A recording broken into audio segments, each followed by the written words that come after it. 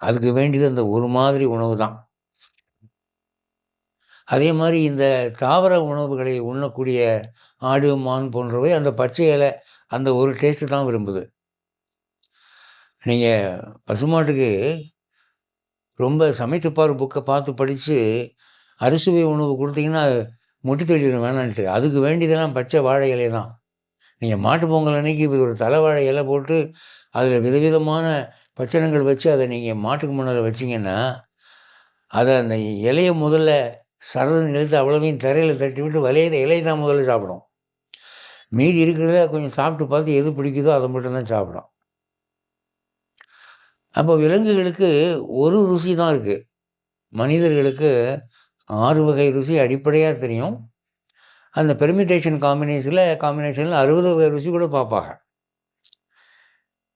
இந்த ருசியானது மனிதனை என்ன பண்ணுது அப்படின்னா, அவனை தேவைக்கு மேல் உண்ண வைக்கிறது. இதை முனிவர்கள் கண்டார்கள். இப்போ விலங்குகள் அப்படி இல்லைங்க. விலங்குகள் பசி அடங்கிறதுக்காகத்தான் சாப்பிடும். உங்களுக்கு சந்தேகம் இருந்தால் காடுகளுக்கு போய் பாருங்கள். ஒரு புலியோ ஒரு சிங்கமோ அதுக்கு வயிறார உணவு கிடைச்சிருதுன்னு வச்சுக்குவோம். ஐயா அதுக்கு 2 கொழுத்த கிடா கிடச்சிருச்சு, அதை அடித்து சாப்பிட்ருச்சு, வயிறு ரொம்பிடுச்சு. அப்போ ஒரு மரத்தடியில் படுத்திருக்கோம். அந்த நேரத்தில் அந்த புலி அல்லது சிங்கத்தின் எதிரில் அதுக்கு பிரியமான உணவாகிய முயல், மான் முதலியவை ஓடி விளையாடினால் கூட அது அவற்றை திரும்பி கூட பார்க்காது. சரி இன்றைக்கி அடித்து கொண்டு சேர்த்து வைப்போம், நாளைக்கு ஆகும்னு நினைக்காது. அது சாப்பிடாது. வயிறு ரொம்பிடுச்சுன்னா போதும், அவ்வளோதான். மனிதன் அப்படி இல்லை. வயிறு ஃபுல்லாக சாப்பிட்டுட்டு ஹோட்டலை விட்டு வெளியே வரும்போது இதர நண்பன் ஒருத்தன் என்னதையே கடிச்சிட்டு வரான். என்னையான்னு கேட்டால், கேட்பெரிஸில் புதுசாக ஒரு சாக்லேட் போட்டிருக்காங்கய்யா, ரொம்ப நல்லா இருக்குன்னு. உடனே எங்க கொஞ்சம் கொடு, சாப்பிட்டு பார்ப்போம். வயிறு ஃபுல்லாக சாப்பிட்ருக்கானே, அதை பற்றி கவலை இல்லை. வயிறு ஃபுல்லாக இருந்தால் கூட நாக்கு ருசிக்கு அடிமையாகக்கூடிய மனிதன் இவன்.